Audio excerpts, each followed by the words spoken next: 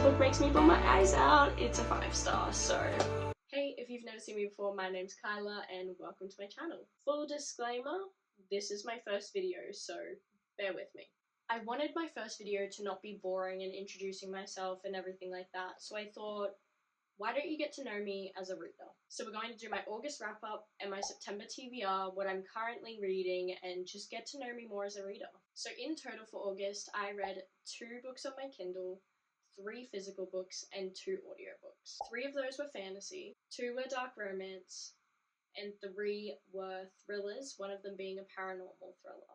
So the first book that I read in August was Girl Squad Volition by Maya Lin Wang, who wrote Blood Over Bright Haven and The Sword of Kaigan, which is the second book in the Volta Academy Chronicles. And let me just tell you right now, seeing as you're getting to know me as a reader, Maya Lin Wang is my favourite author of all time.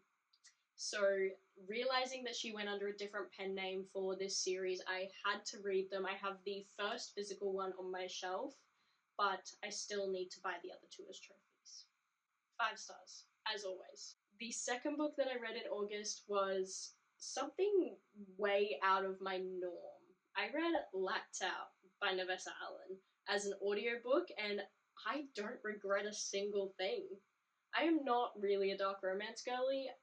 If you can see the top of my shelves, I don't know if you can. I have like maybe 3. One of them I haven't even read. Dark romance kind of scares me, to be honest with you, but I loved it. The comedic value to this book was so good. I am so glad that I listened to it as an audiobook rather than read it physically, because that narrator needs a raise. Oh my god. So I gave Lights Out 4 stars. I would have given it more, but there were a few things that, you know, it's a dark romance. There's going to be dark romance themes, and it scared me.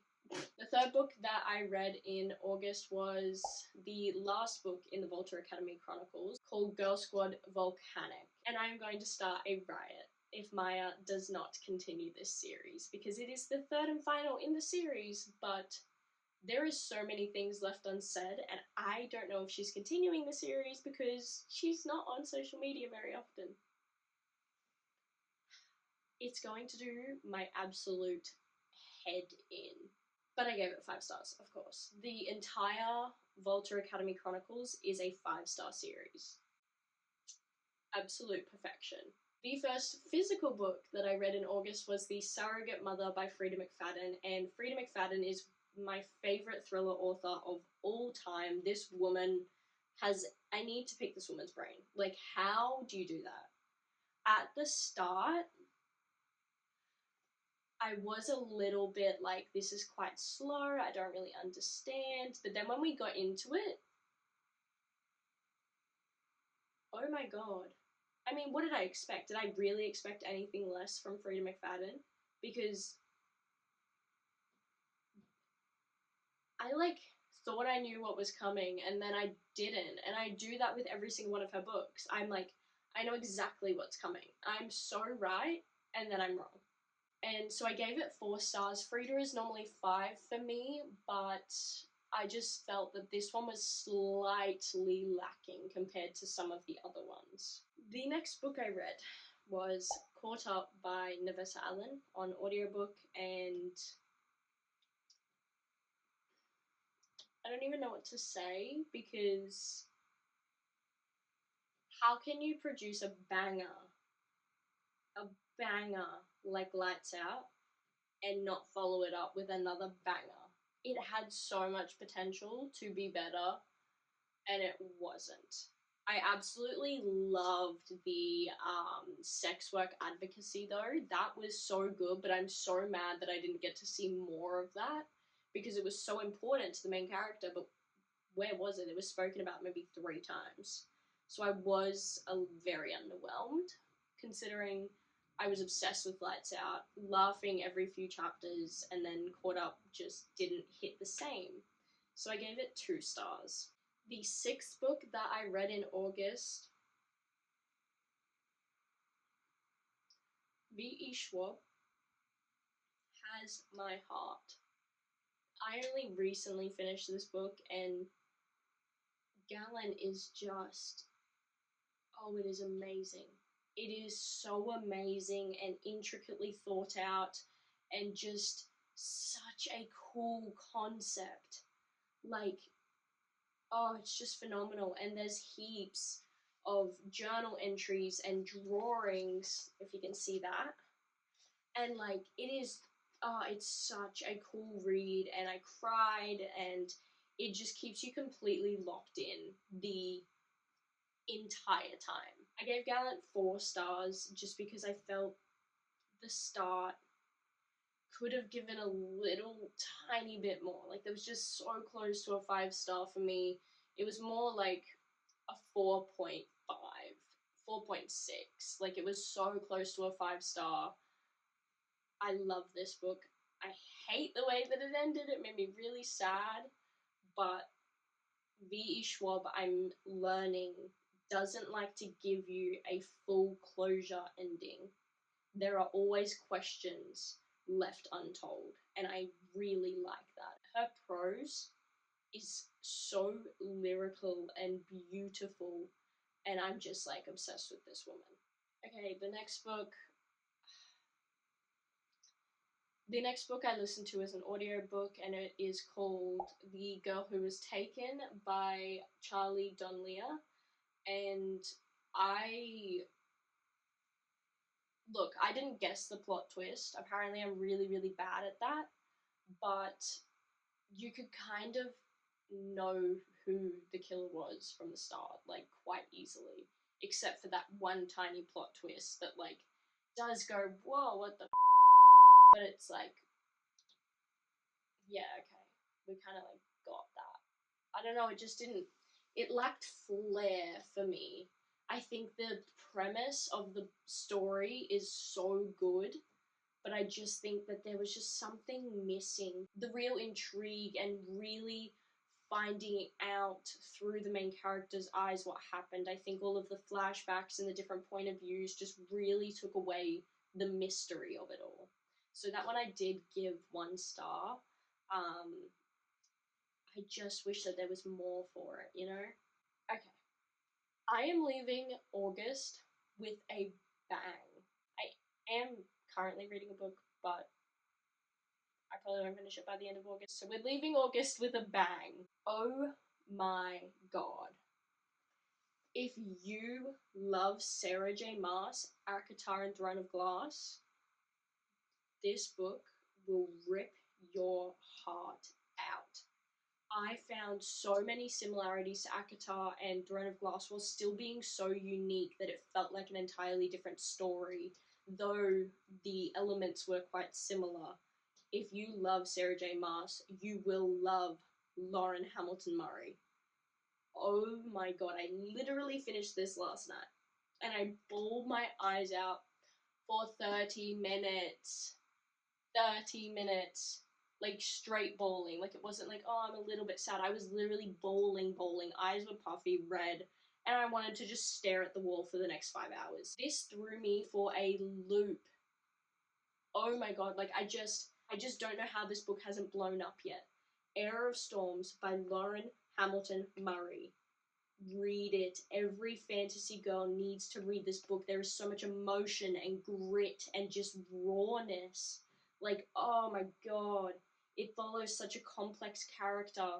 And there are things that you think, you're like, oh my god, it's going to be such a cliche. And then something happens, you're like, oh wow, definitely not a cliche. Like, this is one of my now prized possessions. I am so happy that I found this book and that I get to talk about this book and the way that it made me feel. And I really, truly believe that everybody who reads fantasy, even if you don't, should read this book. I have not felt the same sort of feelings from a book since Throne of Glass.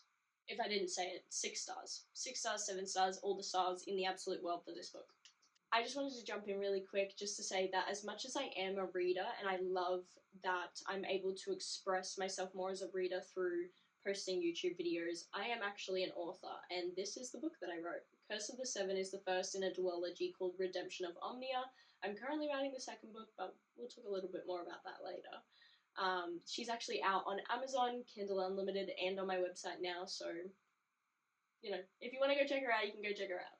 So moving on, I want to talk about the books that I'm currently reading. I'm currently listening to one and about to start a physical book today. So the book that I'm currently reading is called The Stand-In by Lily Chu, which I think is a general fiction with a subplot of romance, and I never really thought that I would see myself as a general fiction reader, but I'm literally loving it. It is funny and so real and so, I say so real, yet so ridiculously unbelievable.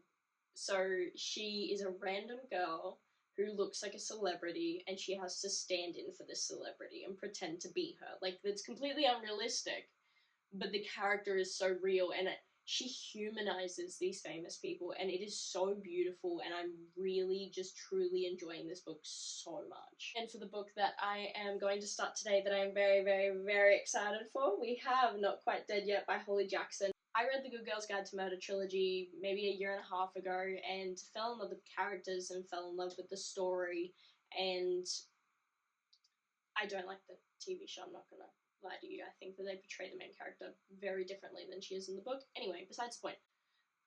I am so very excited to read this. So very excited. The second, there is a hair on it.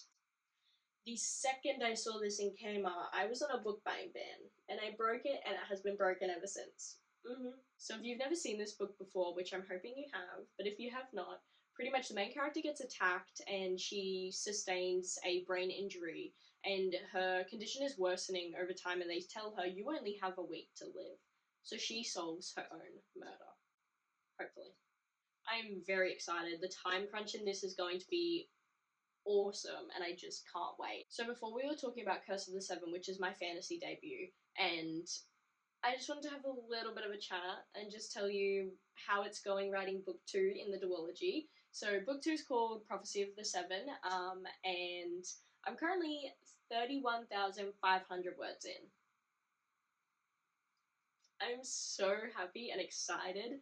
The words are flowing so much better, and while I love Curse of the Seven, I kind of wrote it so that you could see me progress as a writer, and that is a risk that I've taken on myself. There are people who have said that the start just really didn't do it for them, and I completely understand that. It's not bad. I'm not saying that it's bad. I personally still really enjoy it, but I like that you can see me progress in my debut novel, because I don't know, I'm very big on progress and being able to see that, and, you know, it's edited, obviously, and I have changed parts from the start, but you can see my prose get so much stronger, and I find my writing style the more that I write, and I love that you can see that, and I feel like in book 2, I've kind of just come into myself so much more.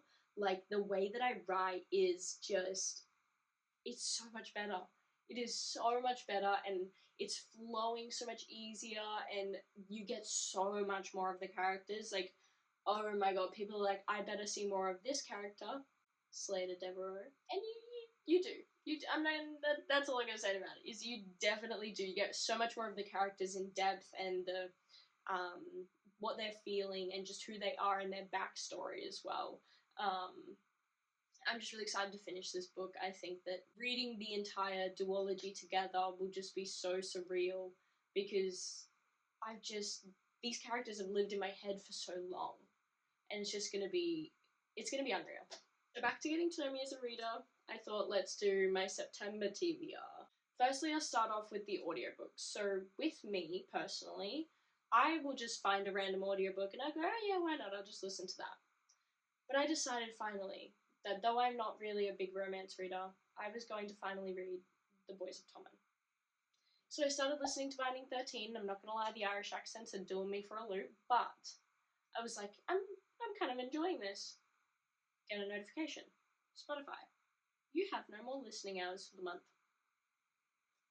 Sorry? So I think next month I will be listening to as much as I can of Binding 13 on Spotify, and using my credit to get the second book on Spotify so that I can have those two, because they are big. I don't even know if I'll get through both of them. I probably will, because I listen while I work. Anyway, those are what I'm trying to achieve for audiobooks. Now to my physical TBR, I think, look, I'm probably overestimating myself. I probably am. But I did choose 7 books. And I mean, I did read 7 books last month. I am reading really fast at the moment, so I think I could maybe do it. And if I keep doing these TBR videos, I can hold myself accountable. So let's get into it. Quickly, it's so hard because all of these are like at the top of my TBR pile. Like, I want to read all of these so very badly. So it's going to be hard to figure out what to choose. But the first one, we of course have Catabasis by R.F. Kuang. I picked her up today. I have only read one R.F. Kuang book, which was the first book in the Poppy War trilogy. I am finishing it, I will finish it. But it was so heavy. It's a very heavy topics, and I just don't think I was in the right mindset to be reading that at that point in time. So I'm really excited to continue reading it, but for now, the premise of this book, like, this is the book I'm reading after Not Quite Dead. Like, I can't read anything else. This is the only thing in my mind right now. So let's go to hell. The second book I want to read in September is The Red Letter by Daniel G. Miller, because I read The Orphanage by the Lake, and this is the sequel. I didn't know that thrillers had sequels other than, like, The Housemaid, and it honestly didn't seem like it needed a sequel. And then I saw it. Give it to me, please. So I bought it, and I'm very excited because I loved The Orphanage by the Lake. Absolutely devoured The Orphanage by the Lake. So I'm very, very, very excited to read this. The third book I really want to read in September is Assistant to the Villain, yes, by Hannah Nicole Mara. Did I ignore that part? I have been seeing this everywhere, as we probably all have, but I just think we need more funny in our fantasy. Considering we needed funny in dark romance, and we needed funny in thriller. So I've already read 2 of those, because obviously I read Lights Out, and I've also read Frida McFadden's satire novel. So I was like, why not a funny fantasy? And if I really like this one, we will be going out and buying the next 2 series and reading them too. I'm setting my expectations really high. So I've been buying heaps of thrillers recently because I love them. It's one of my favorite genres to read ever. But Mads Rafferty reads Riley Sager, and she says that he's great, so I'm praying. So we've got The Only One Left by Riley Sager, and this one seemed the most enticing at the store. I read the backs of every single one of them, and this one seemed the most enticing, so I picked this one up. I'm really excited to try Riley Sager. I've heard great things. I'm kind of scared. Now, speaking of Mads Rafferty, I am reading Breaking Point this month. It's currently in the mail on the way to me. Because, oh my god, I, again, am not a romance reader, but this book seems like I'm going to bawl my eyes out. And as soon as a book makes me bawl my eyes out, it's a 5-star, so. And the last book on my TBR for September is The Near Witch by V.E. Schwab. I love this woman, and I don't see anybody talking about this book, by the way. What is everybody's thoughts on The Near Witch? Because the synopsis sounds amazing. So, this is the last book. I don't know the order that I'm going to be reading everything in, but I am really hoping I get to this one because V. Schwab is climbing the ranks in my favorite author list so fast. So, very excited for this one. And there you have it. That is me as a reader in August and September anyway. So, if you've read any of these books, please drop a comment, let me know what you think, and especially the ones for September, because I need to know what I'm getting myself into, you know? I hope that your August reading month went amazingly, and I'm hoping and praying the best for you in September as well. Please pray for me as well. Goodbye.